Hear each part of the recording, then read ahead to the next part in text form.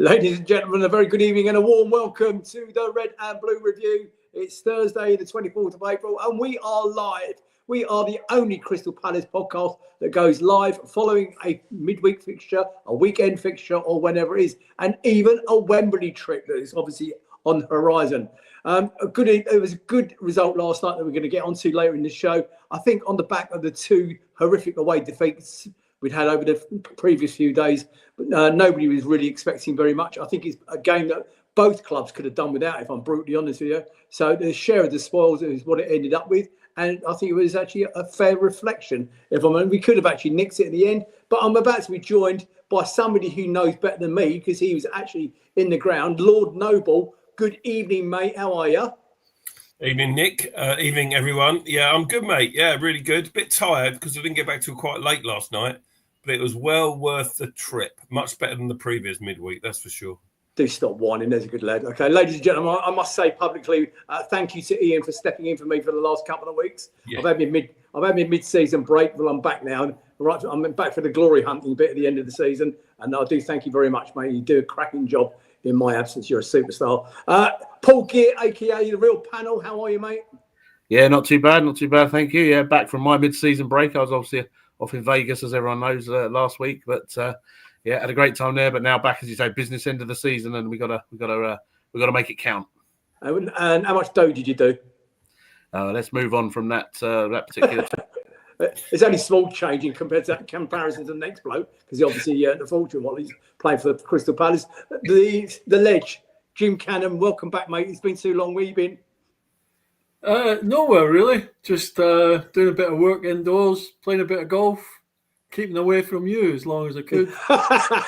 So he's started already. I've only said good evening, and he's ripping into me already. So so what are you playing off now, Jim? A tee. You peasant. What's your handicap games? Poor 18. Whatever that means. You don't know. Good. So we had a good. A very successful point last night. Ian's going to be covering the game for us in a minute. And those of you out in the chat, good evening to you. Wherever you are watching in the world, you are welcome to the Red and Blue Review. If you're listening back on the podcast post going out live, you're also very welcome. What we would like to know in the chat, okay, while we are discussing last night's game, can you please start telling us what are your arrangements for Saturday? And don't say you're going to Wembley, because I know you're going to Wembley. What are your arrangements pre-Wembley? Are you going to Covent Garden? Are you going to the Green Man? What are you doing? Let us know in the chat. Paul's going to keep a tally of what you guys are doing. Are you going somewhere else and none of us know about it? Got a little secret for us? We've got a little gem. Somewhere quieter maybe? Tell us in the chat. We want to know right now. So, last night away at the Emirates, it was, as I said, preamble. I think it was a game where both clubs have got bigger fish to fry, if I'm brutally honest with you. Palace wouldn't be that keen on playing it so close to the semi-final. Obviously, Arsenal got Champions League aspirations. It was one of the games where, I think the fixture scheduling, if I'm brutally honest with you, didn't do either club any favour, but it had to be played. Paul, was there any alternative to us playing last night, 3 days before a cup semi-final? No, once Arsenal got through to the semi-finals of the Champions League, it was basically their only free week. They don't like them playing Premier League games on Champions League night, so the next 2 weeks would have been a struggle anyway. But they probably would have made it work somehow, made them start at 7 o'clock or something just to avoid it. But no, once that happened, really, that was it. The only other option would have been the very last week of the season, but that's being kept back for the cup finalists. So yeah, we were sort of stuffed really with that one. Okay, right, Ian, do you want to take us through it and then we get on to the semi-final? Yeah, just to carry on that, Palace, Oliver Glasner and Palace did appeal to the Premier League to move it. That was documented, but it was just turned down. And I think when the fixture was arranged, Arsenal hadn't got past Real Madrid at that stage in the Champions League, and many people didn't think they were going to get past Real Madrid. So the following week could have worked midweek. But as Paul said, they just don't like competing with Champions League football. As it happens, Arsenal have qualified, so they've got a semi-final next week and then the second leg the week after. So there's very few opportunities. As it turned out, it wasn't too bad for us, was it? As you said on the top of the show, Nick, on the back of those two away defeats in Manchester and Newcastle, we were sort of fearing the worst. And we stopped the rot at the weekend with the Bournemouth game by not losing. This was a game of the two set-piece specialists in the Premier League. So it's a bit like a tennis score. This, you'll appreciate this, Paul Gear. 15-all was the set-piece score between Crystal Palace and Arsenal prior to this fixture. And it wasn't long before Arsenal got their noses in front. And, of course, we feared the worst on 3 minutes. It was a fairly well, we ought to do the lineup, really. Sorry, let's go back to that. Nigel, you didn't prompt me in time. Well, here we are in our resplendent eagle yellow, of course. Lineup is Henderson, Munoz, Lerma, Lacroix, Gahey, Mitchell, Wharton, Kamada, Devaney, Eze, and Nketiah. So we've got Sarr rested here. We have Mateta rested here. And who else was rested? So Hughes was rested as well. Richards is missing because he's suspended from getting sent off on Saturday. That's 4 first-choice players not playing from the start yesterday. That's not a bad side, though, is it? We're happy with the side. When I looked at it, when it came out, I thought, actually, that's fair enough. We were behind on 3 minutes. It was a soft free kick. Lerma, it's barely a free kick. It's probably a free kick, but it's a soft free kick. Set piece, they swing it in from the left. Arsenal, well-practiced routine. They rough us up. They stop us challenging. And Kiwa, whatever his name is, has a free header. 3 minutes, 1-0. Not much Henderson can do about it. But what Glasner was pleased about, and he said in his post-match press conference, was how we responded, how we showed resilience and belief to keep playing football after that, because our heads could have easily dropped, but they didn't. And it wasn't long before Kamada had a shot just wide in a scrappy sort of affair. Somehow Mark Gahey finds himself in the penalty area, and the ball falls to Kamada, and he just drags the shot wide. There was another occasion where Emirates puts a long ball through to Nketiah, and you think he could have lobbed the goalkeeper, but he takes a heavy touch and he crosses it, and Devaney just misses out. The fractions are really close to getting on the score sheet, so they're sort of what I would call half chances. At the other end, Declan Rice has a couple of efforts on goal. We saw how good he was in the Champions League the week before with his free kicks, but he fizzes a couple wide of the post. One was really close. And then we get back into it with an equalising goal on 27 minutes.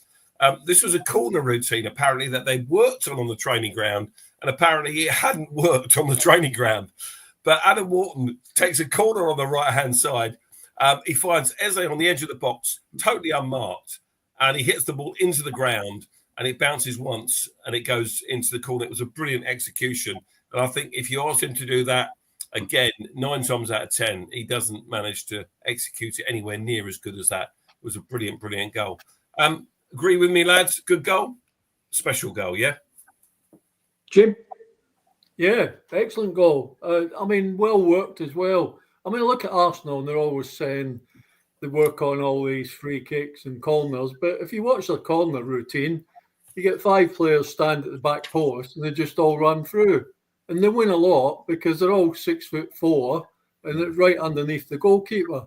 But that one was a proper, well-worked free kick where the players come out of the box, nobody's marking them, and he's finished. It was a really difficult finish, and he struck it well. Nice bounce into the ground, up into the goal. So it was excellent and deserved. I think we all thought at 1-0 after a couple of minutes, Newcastle, Man City, but totally different game.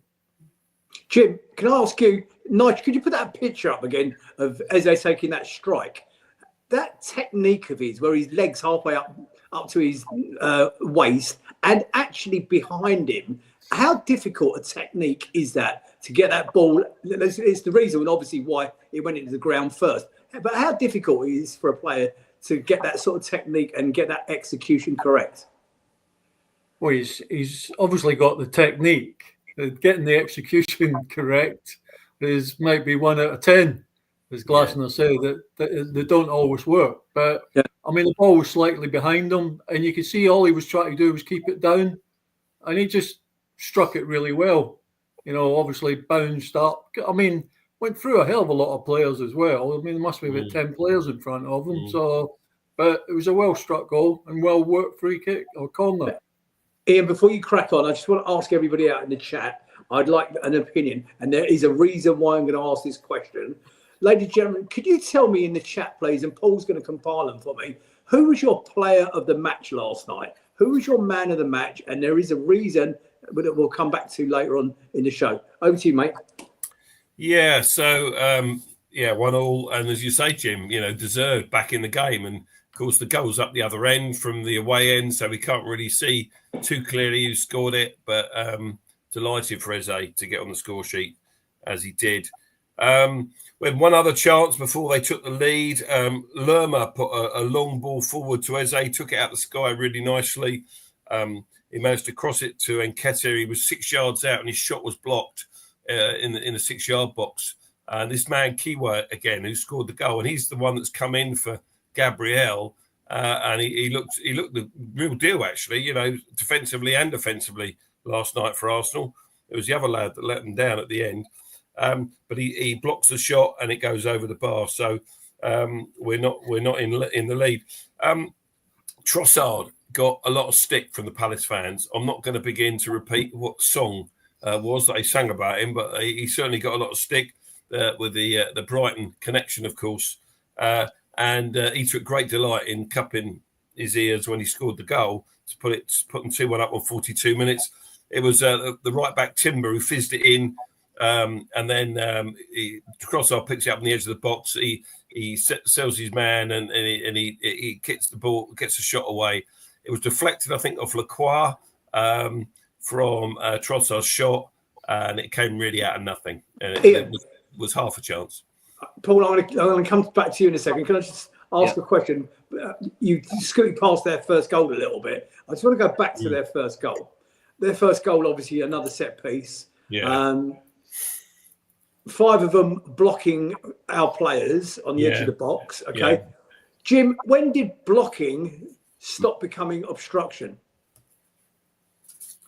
Well, there's different types of blocking, isn't there? Like when players are moving, you've just got to stand in his way a little bit, and that's classed as, I suppose, a block. It's not obstruction. I don't think they give free kicks for obstruction anymore. If you watch the games, nobody bothers about that anymore. The referees let it go on. But no, it was... What I saw was 2 players. Nketiah, if Mateta was there, he wouldn't have scored that. Nketiah is not going to win balls in the box against 6'2" centre-halves. And he was underneath him. He didn't want to go for it. And he was probably just a waste of time. It was a great header, but that's when you should be underneath a centre half, just giving them a little nudge so that he can't get a proper head on it. Yeah. But him and Gehi both of them. They were in no man's land. Yeah. And the guy just had so much space. Like if the big man was there, it wouldn't have happened. It was Nketiah was playing him on as well. Nketiah, if he just held it back, because there was another Arsenal player in offside position. Obviously, didn't touch the ball, didn't affect the play, so it didn't matter. But you're right, Jim. He had acres of space, didn't he, in the box for that header? Acres of space. Paul, Paul, is that obstruction still a thing?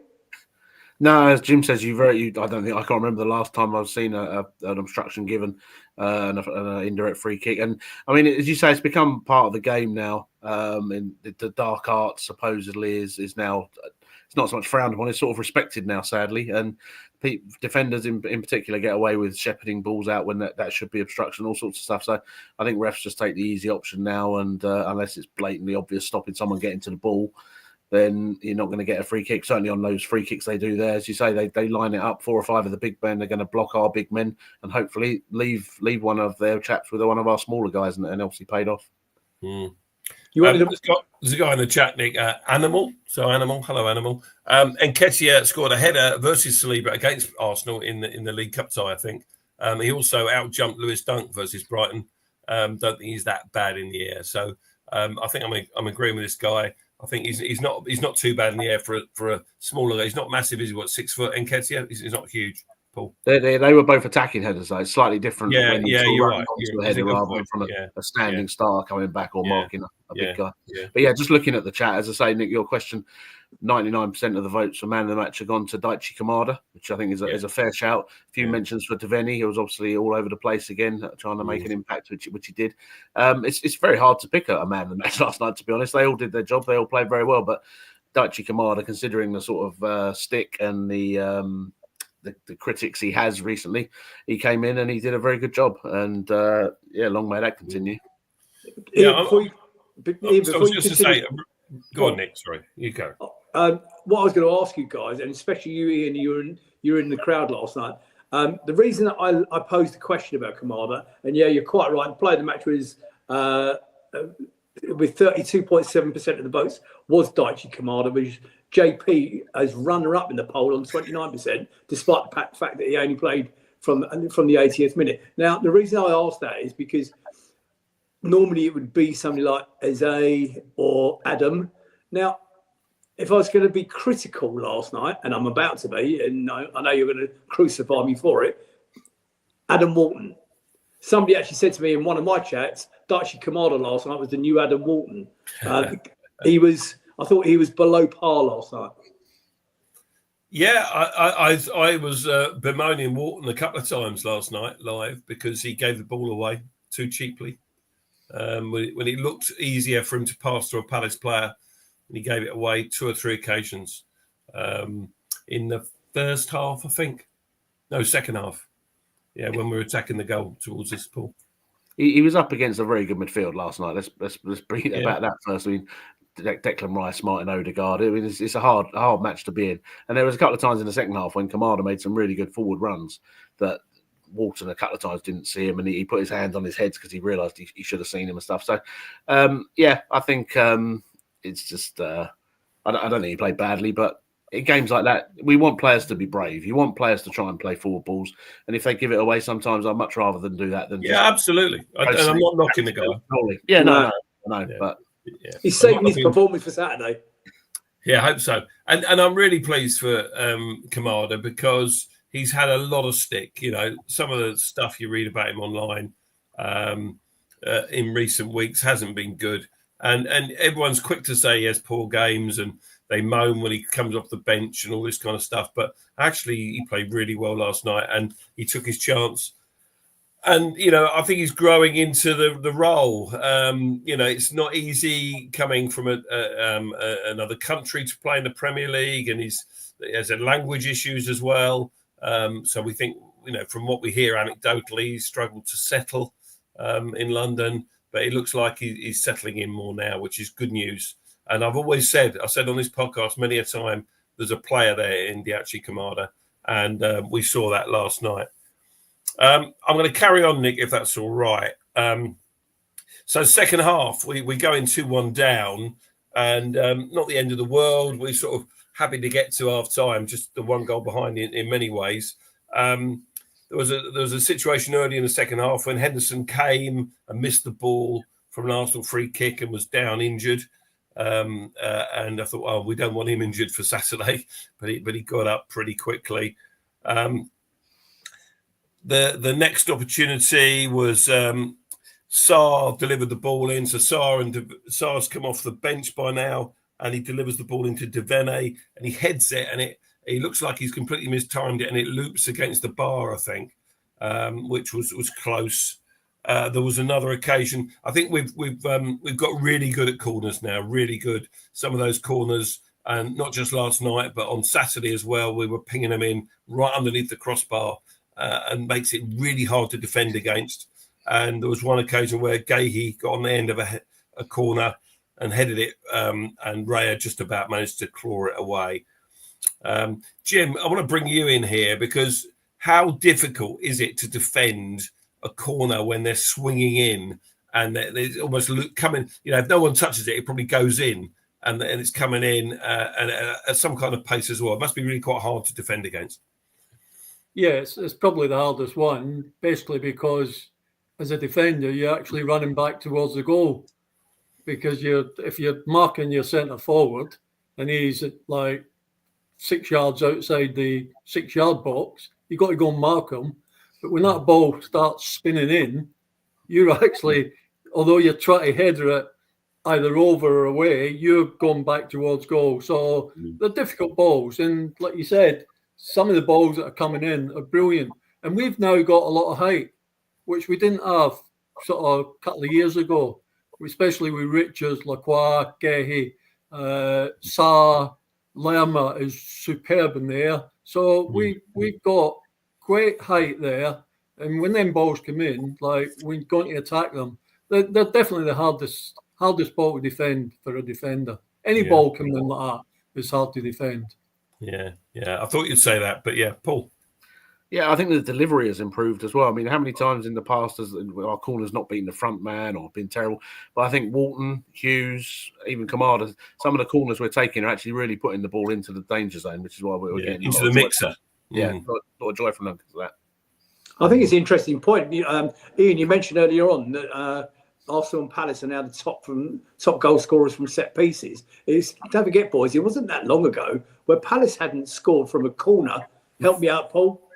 Yeah, it's about 2.5 years or something stupid. I was going to say 2 years or so, and now all of a sudden we're joined up there with the mighty Gunners. So it's a good point, Ian. Yeah, we couldn't buy a goal from a set piece, could we? A couple of years ago, and now it's completely opposite, and that has got to be down to Glasner and his coaching staff. You know, they're some of the same players, so it's got to be down to Glasner and his coaching staff. And as we say, long may that continue. Next opportunity. Nketiah, if he connects with this, he gets it in the top bins, it's goal of the season. And he had a bicycle kick and he completely misses it. But I don't think it was too far away, you know, they're fine margins, as we say. Yeah. There was another one, a corner from the left-hand side, and it goes deep to Munoz, and he comes in at the far post, heads it across the box, so close again. How did he didn't get a return last night? Munoz is beyond me. He the engine of that man. They've even had interviews, haven't they, with other players, and they can't believe how much he runs, how fast he runs. He covers more miles, more yards than any other player. Just brilliant. And the fact he signed that new contract last week is just brilliant news. We then get to a point in the game where we think Arsenal have gone 3-1 up, or there's a chance that they could have gone 3-1 up. Even though it's at the other end of the ground, it looked to me that the ball had gone out of play, the way it was clawed back in. And there's the conclusive proof that the ball went out of play. I don't think Henderson didn't cover himself in glory here. He just misjudged it and he got beaten. And it was a tap in for Martinelli. But, of course, it was ruled out because the ball had gone out of play. Ian, may I jump very quickly on that same subject? Okay, of the ball going out. If those of you who haven't watched, if you want a bit of fun, go on to AFTV, Arsenal Fan TV, and watch the bloke called Ty. He's the guy in the red Arsenal hat. Okay, and he has gone mad, not just at the Palace fans, because you had the audacity. How dare you, Ian Noble, take the piss out of the Arsenal fans in the stadium last night? Look, and how dare the referee sell out that goal when it was clearly in play?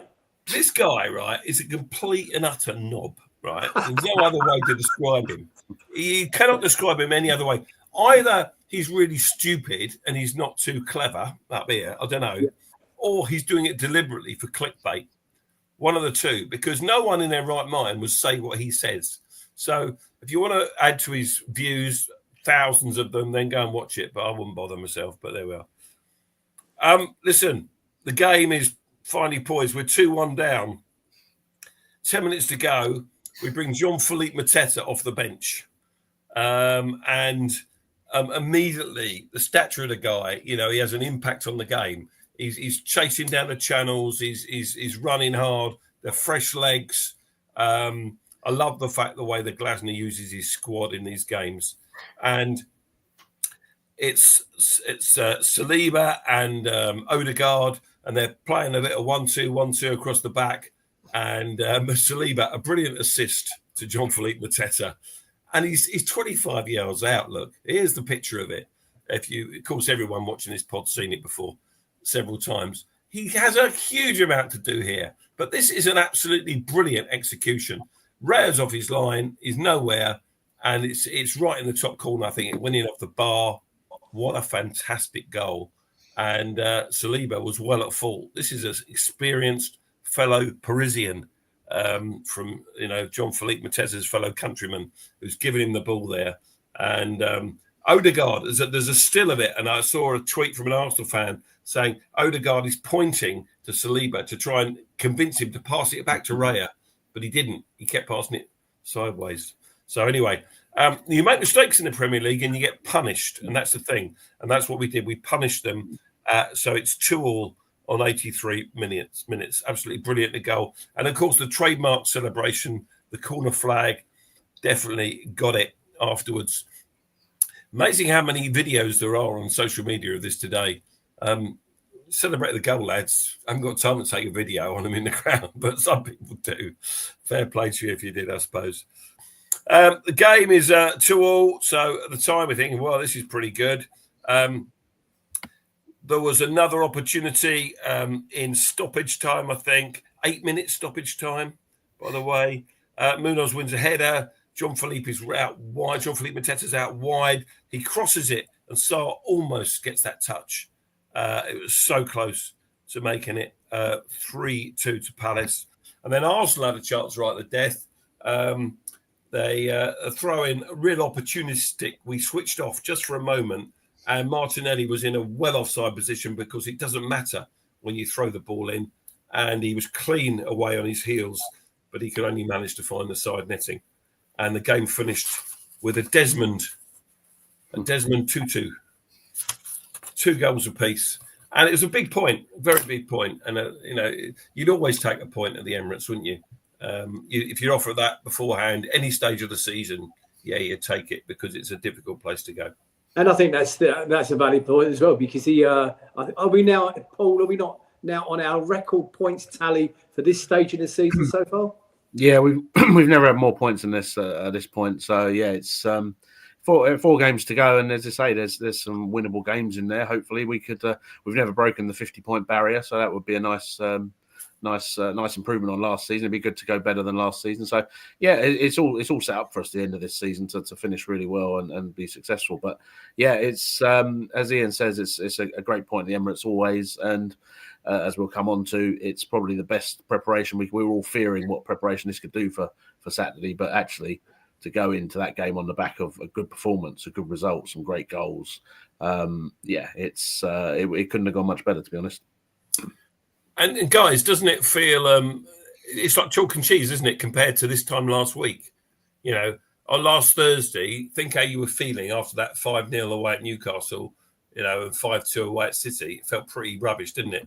And then we're going into the Bournemouth game. You think, oh my gosh, they're quite good at Arsenal.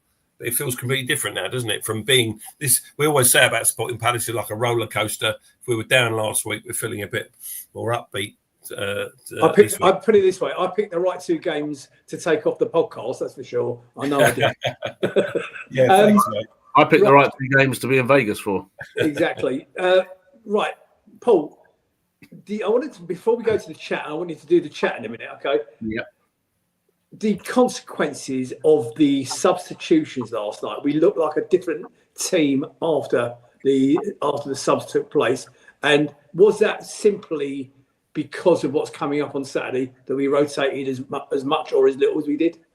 Yeah, I mean, Glasner said he was going to manage minutes. I mean, we knew there were going to be 2 or 3 changes from last night. I think we've had 5 games in 2 weeks, so let's be honest, people weren't going to play. Eze had to come off at halftime last week, so he was going to play if anyone was, because he's had his break. Walton had his break at Newcastle. Sarr's not had a break all season, and Mateta really hasn't, other than his injury. But you don't want to be pushing him as well. So they were probably sensible things. I think we all knew Sarr and Mateta were going to come on.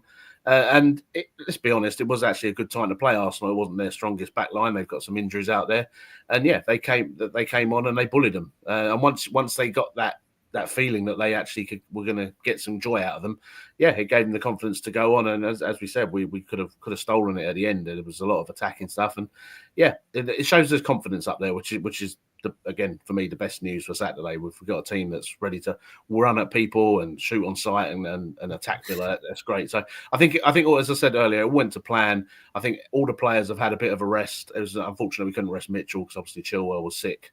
I'm coming on to that now. But yeah, other than that, I think the back line, what struck me in the game, it wasn't the most intense game last night. So they probably didn't take too much out of them of a strong training session. So that worked in our favour as well. But yeah, as I say, it was the players all rested, and I think they're in great shape for Saturday, hopefully. And I think that's the valid point. It wasn't too much of a stressful game for either team because they've both got bigger fish to fry. A couple of things from the chat. Paul, I want you to do the chat in a minute, but just before we come to Jim, Ian Lyons is in the chat. I saw your comment about 3 gorgeous pictures in the screen, apart from the dickhead in the top right-hand corner, left-hand corner. I did see it. It didn't go unnoticed, okay? Jim, Tim Richards has said in the chat, please discuss Mitchell. Now, Paul just alluded to the fact that we couldn't rest him last night because Chilwell was out sick. Has Mitchell gone off his game a little bit as a defender? I think when Chilwell turned up, I thought he was having a bit of a bad time. Defensively, he's brilliant. Could never fault the guy on his defending. He's quick. He gets around people. He gets his tackles in. But the modern day, bear in mind he's playing as a wing back now. Same role as Munoz on the other side. And it was really apparent last night. His quality of ball into the box is non-existent. If Munoz had got in them same 3 or 4 situations that he got in, he would find a player, pick somebody out, and he seems to panic. He just seems to whack it in. He's either gone behind people or he's not driving it in low between the keeper and defenders. And it's just a game. I think it's part of his game he's got to improve. And I think when Chilwell come, he seemed to have a real because he was having a bit of a bad time before Chilwell come. And once Chilwell come, I think it lifted his game a little bit. He's training with a guy left who plays in the same position that played for England, and I think he looked better for the next 3 or 4 games. But I think he's slowly gone back. As I say, defending, no problem at all. It's just his final ball in the last third is letting him down at the moment. But I mean, he's still a good player, but probably we could get a bit more out of him. Ladies and gentlemen, that's why we had Lord Jim Cannon on our podcast, and we're blessed to do so. Thank you, mate. Paul. Yeah, so looking at the chat, there's a couple of Paul Bristow's blaming me for the conceding of the goals last week when I was away. It's a well-known fact when I'm in Vegas, Crystal Palace have horror shows. So when you know I'm going to Vegas, don't bother watching them. There's lots of agreement on AFTV is probably one of the most cringiest thing ever seen, and probably best to avoid it. Got a question here, Paul Holden. Will Devaney get more minutes now? Again, he played well last night, and it's very interesting to see our bench at the moment because you've got some players who really can stake a claim. I mean, França is fit now. He's come on. He scored a goal at Southampton. We've not really seen him since. Esse seems to be coming on now. Devaney comes on now. So it's quite interesting. I mean, the problem is when the team is playing this well, these players aren't going to get in. So Devaney probably won't get more minutes at this point. But it's great that they're on the bench and we know they can bring them on and use them. And there's other comments about the bench and how we're using the subs at the right time and well. And subs coming on and making effect, and that's always a big thing. You got to come on and affect the game, and that's good stuff. So yeah, there's lots of people saying how well we played last night. People saying they got Ian Lyons has got his tickets. So hopefully everyone else in the chat is gradually getting their emails if they haven't had them already. But yeah, I think it's a very positive chat, which is great to see. Let's hope it stays that way for next week. Dawn's saying about losing possession with Mitchell. I'm a big Mitchell fan, but as Jim says, his strength is obviously his defending, and going forward he needs to work on it, and that's been publicly said by Glasner, and I think they are working on him, hopefully.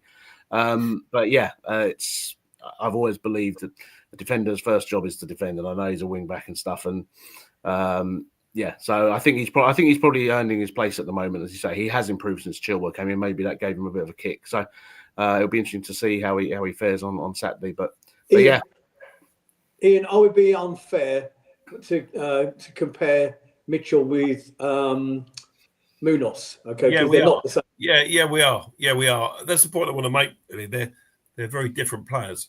I think none of us would disagree with this statement. Hopefully, that Tyrick Mitchell is a left back in a back four system, a 4-4-2 or 4-3-3, rather than a wing back. All right, he's played wing back because he's been asked to play wing back, but we've seen the deficiencies in his game going forward. Whenever he gets the ball, Lacroix gets the ball, he passes it sideways to Gahey. Gahey looks left, he looks at the angle for Mitchell. Mitchell gets the ball. 9 times out of 10, he passes it back again. Very rarely, even with space in front of him, does he turn, open his body up and want to go forward. Now, Jim, I want to ask you this question.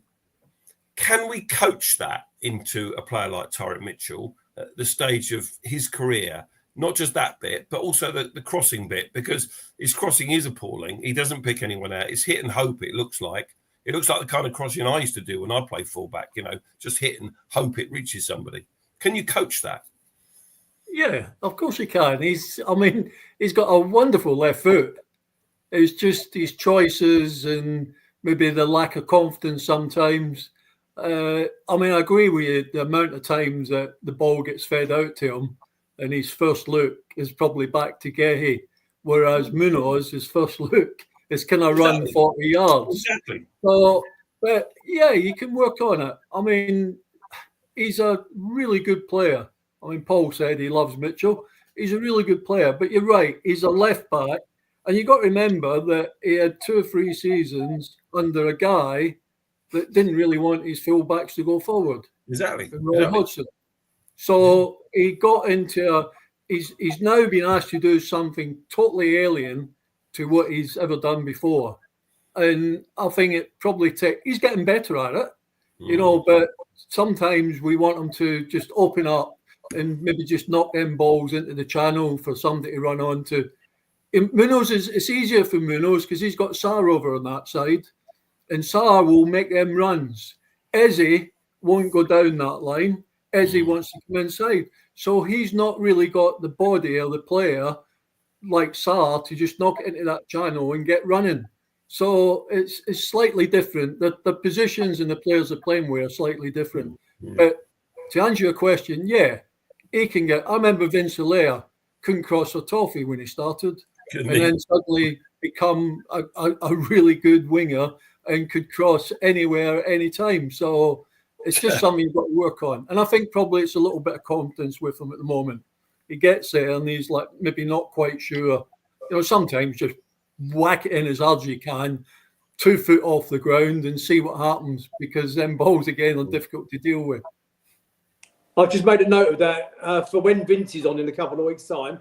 Jim Cannon says you couldn't cross for toffee, quote unquote. Okay. Right. I love this quote. Let me say this. Paul Bristow. Where's this Paul Bristow quote? It was there. It's gone. He said we had this problem before at left back. Kenny Sansom came in and Jim Cannon said, "Sod this, I better find another position." Well, that's true. I was actually playing wing back when Malcolm Allison and Terry Venables were playing, and I could see the 16-year-old kid, and I thought, I'm not going to be playing long. And luckily, Terry Venables, we had a game. It would have been in the 3rd division, and we needed a centre half. And I said, "Well, I'll play centre half." He said, "Well, you're not a centre half."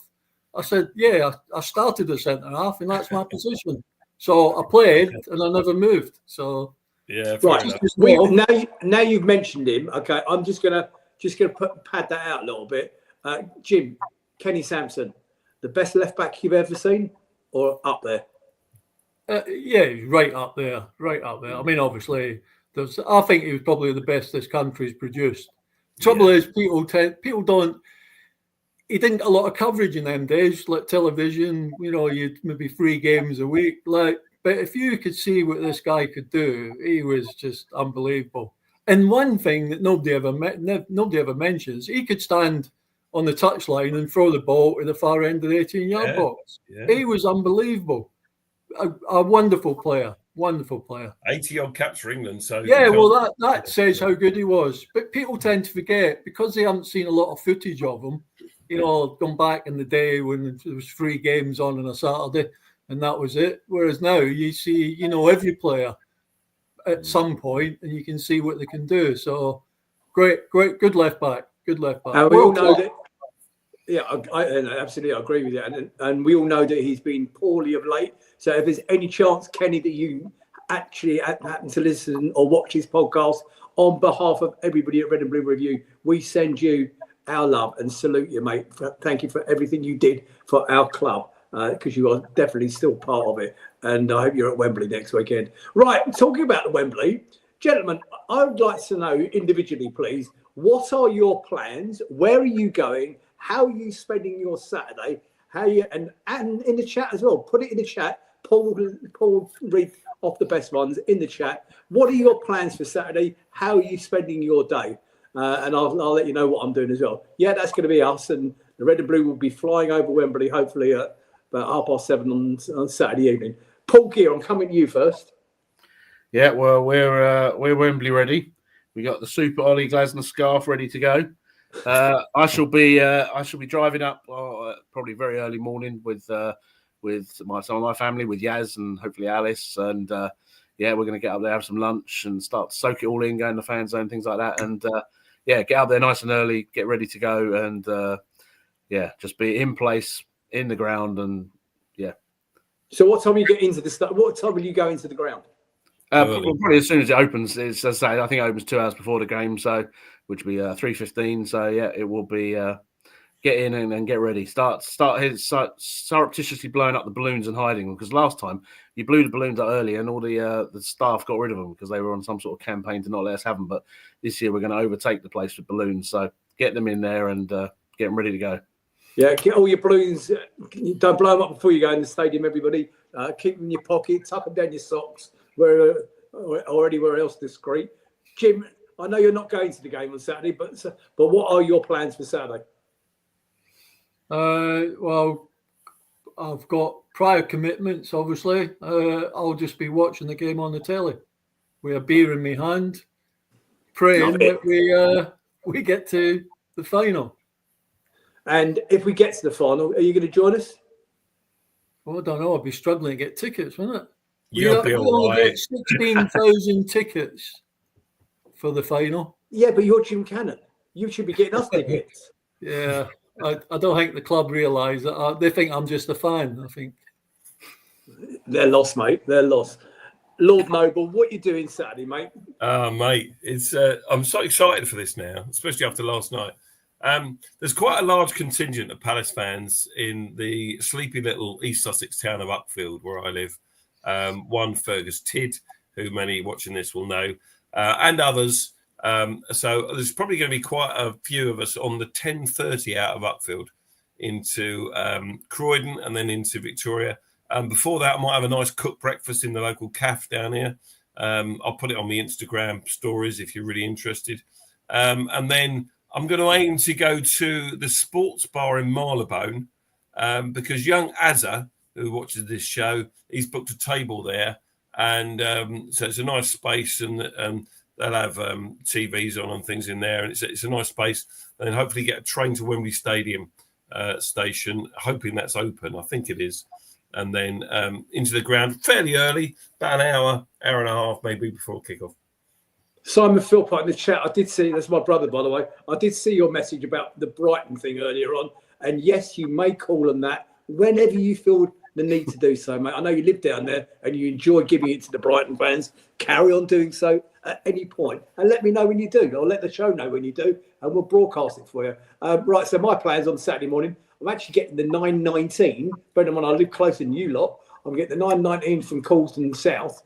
I plan to get it goes direct from here into St Pancras, where a whole load of us are meeting up for breakfast in the Spoons in St Pancras. And then we're supposed to, then we go to Covent Garden. And Covent Garden, the meet up is 12 o'clock. Now, that slide Nigel has just put up there, because he's been waiting for me to mention it. Allegedly, our friends in black are doing a march, leaving at 2:30. Well, that means, they've actually advertised that they want to do the meet at 12 o'clock. which is what we're heading for.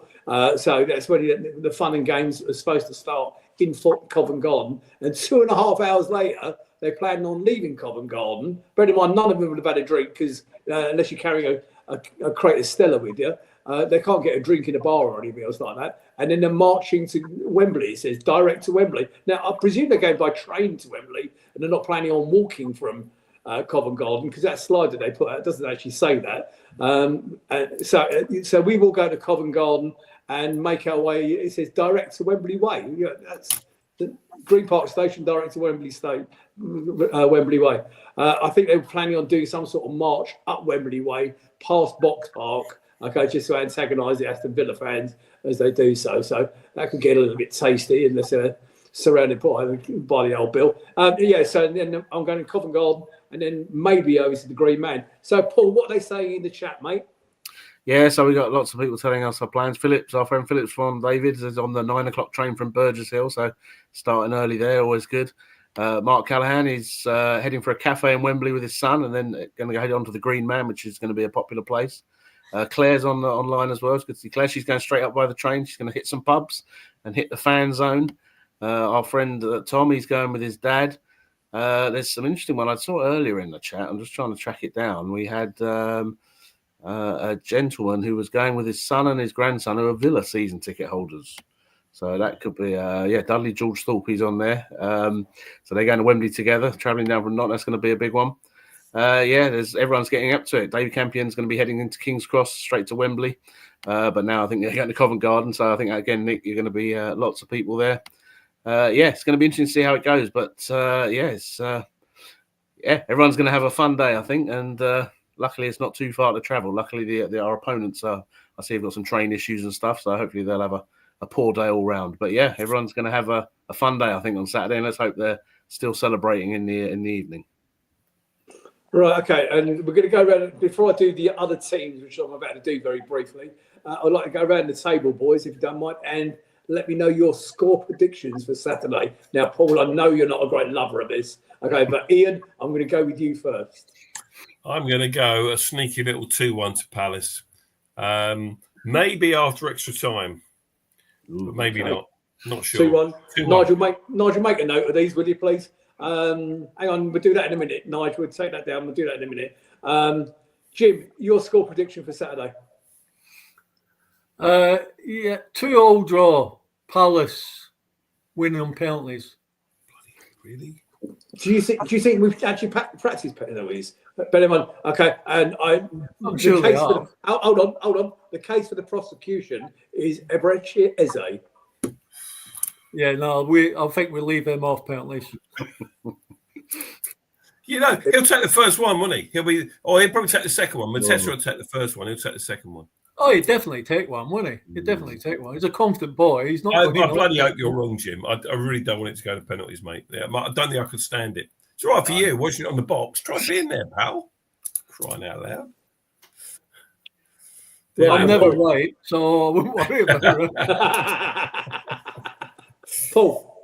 Yeah, penalties would be horrendous. I mean, I'm not sure how I could take that. But if you look at the 3 games we played with Villa this season, they've all been sort of goal fests. I mean, it was a 2-2 draw up there, place in the league, and we won 2-1 there in the cup, and we obviously beat them 4-1 at home recently. So I think it might buck the trend, and I'm going for a nervy 1-0 win to Palace. Ooh. Okay. And in the chat, Paul? Yeah, lots of different scores. Again, quite high scoring games, which I'm not sure many of us will take. So if we have a look at some of these, we got Rob Cranfield says we're going to win 2-1. Mukhtar says we're going to win 3-1. PL66 says 2-1. Tom Samuel 3-2. Ian Appleby 2-1. Claire Davis 3-2. So yeah, there's going to be some goalmouth action according to our people, which would be good. But yeah, as long as we're not behind at any point, as long as we're always in front, I can be happy. Claire Davis, I know you're going on Saturday. You know that I'm going to be in Covent Garden. I expect to see you there, my darling. Make sure you're on, okay? Ian. Yeah, Adrian Marchbank makes a very interesting point. Eze won't last 120 minutes. I think I can make you right there. He might not be able to play 120 minutes. I think the squad's going to be so important, isn't it? We've got players that can go off the bench and make a difference. So, you talked earlier about Deveni's minutes, Kamada's minutes, Lerma's minutes even, those 3 probably won't start. but they'll all play a part and they'll all be really important as the game progresses. And it might be the ones that take the penalties, should it come to that. And I honestly believe that's what we all knew that we had somebody good in Glasner. We didn't realise quite how good he is. Okay, but what he has proven over the last few weeks is how good he is using the players he's got around him on the bench. It's not just the first team 11. Roy used to have his favourite 11. We know he did. Okay, and occasionally on 85 minutes he'd bring another player on.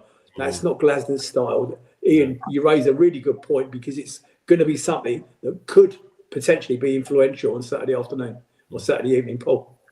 Well, that'll be the same with both sides, because Villa have obviously been on a strong run, and they're varying. I mean, they might have Ollie Watkins or Marcus Rashford on the bench, so they're going to have strong people to bring on as well. So it's going to be a very interesting game. But another factor we haven't mentioned, and Paul Grant just mentioned it in his prediction, is our beloved topic of the referees. We have Anthony Taylor, and obviously the last time we had him, he sent 2 of our players off. So hopefully he'll be apologetic for that and give us an easy ride. But it's. I'm as I say, penalties would be a nightmare for me. I'm not confident with most of our players taking penalties. So, if it gets to that point, I'll be hiding behind my hands and not watching. I don't want to underestimate our opposition either. Let's face it, they've had a great season. They're a good team. And so I'm going to pay them due respect that they deserve. However, I note a little bit of a problem behind the scenes. So you're Ollie Watkins and you are banging them in for fun early in the season. He can't stop scoring. And then they bring in the big name like Rashford, and all of a sudden he's now being picked over Ollie Watkins. Do I detect, boys, a note of an issue behind the scenes, or am I just hoping too much? Well, he's publicly come out and said he's not happy not to be playing, so that's not a bad thing. But it also gives him the bullet when he comes on to try and prove everyone wrong. So, as we say, Villa up until the other night, they've won about 6-7 games in a row. I think it's probably quite helpful for us that they had a tough game the other night, and they do have other fish to fry as they want to get back in the Champions League because they had such a good run in it this time. And they had a hard-fought game the other night, and to lose at the end was a sickener for them. So I think psychologically we're hopefully in a slightly better place. But they're a good team. And as I say, although I think people are getting into a bit of a sense of security in the fact that we've played them 3 times this season, we haven't lost to them. That's not always a good thing. I remember us going to the playoff final against Sheffield United. We lost to them twice in the season and we turned it around. It's very rare when you play a team a lot of times. Law of averages, you're not going to be unbeaten the whole thing. But but that's the beauty of the cup this year. The last 4 teams, City aren't playing great. There's 4 very sort of even teams that all can raise a case for going the whole way. So would you rather be going into this game having lost to Villa twice this season? There would be an element of, you could argue that it would be a slightly better because you've got less expectation, there's less pressure on you, and maybe a bit of complacency in the other camp. Villa will obviously have a point to prove against us, so that might give them an extra 1%. You never know. So you can swing it both ways and everything. I mean, you can try and make a case for both ways, but I can't remember the last time we've probably played a team 4 times in a season and been unbeaten against them. But you got to take that out the window. So somebody will know that. Somebody in the chat. Have we played a team 4 times in the season and been unbeaten against them? Tell us. Paul Bristow, you must know this. Jim, just to let you know, I'm just texting Nigel in the chat. My lights have gone out. Jim, in the chat, somebody's just asking you a direct question. Could you let us know, please? They've just said about who our referee is on Saturday. They'd love to know your thought this week, please, on referees. I wonder how good Let's see how good Nigel Croucher is. Mark Callahan in the chat has just asked Jim Cannon what his thought is this week on referees. Let's see how long it takes. I could just see him ferreting around in the background.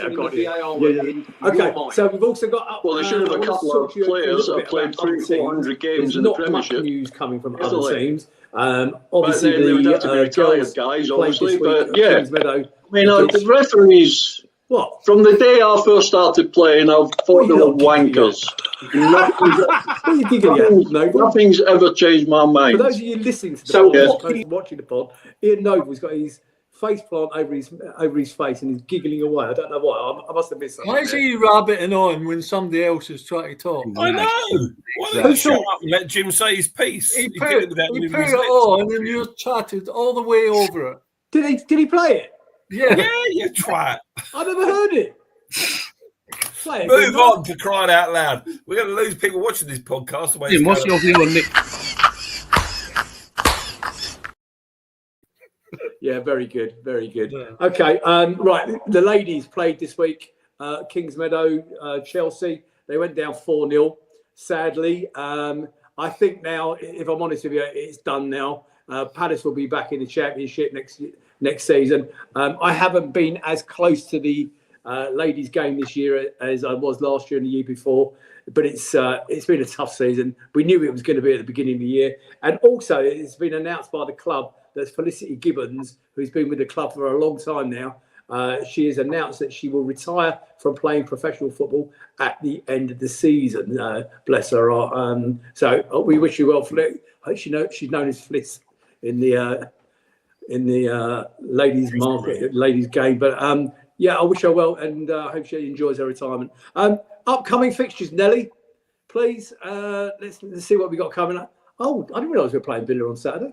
Oh, 17:15 kickoff. And then obviously we're at home to Forest on the 5th of May, 8 o'clock kickoff, live on Sky Sports.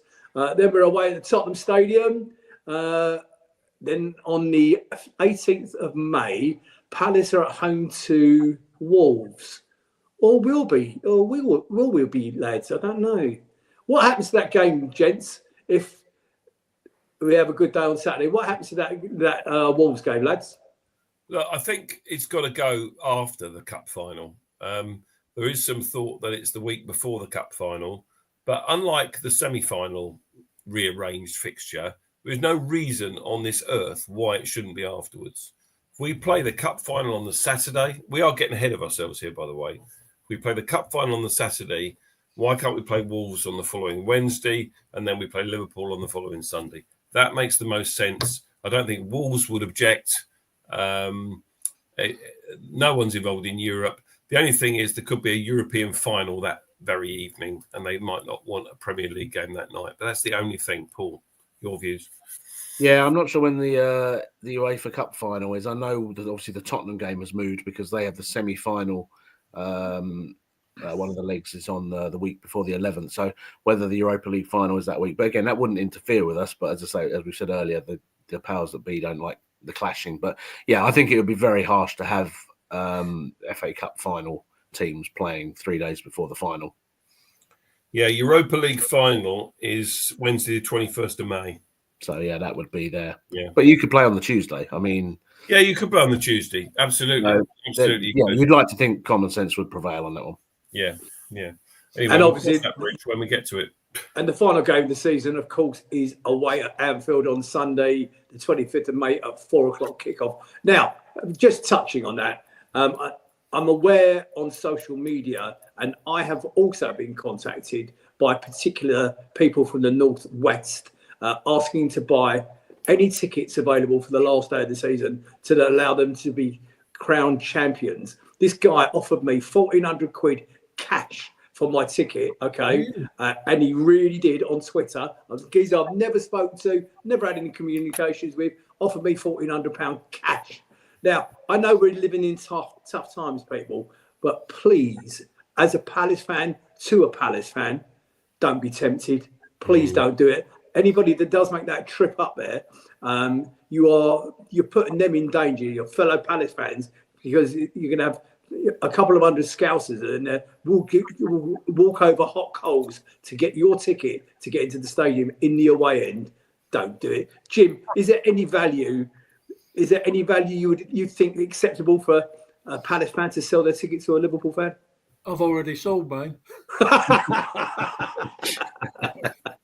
Yes, Parish is listening, don't you? No, you don't. You wouldn't. If you're a Palace fan, you want to go to Liverpool and watch Liverpool get a taste of what it's like to be Premier League champions and actually play in that game. I remember playing at Sheffield Wednesday.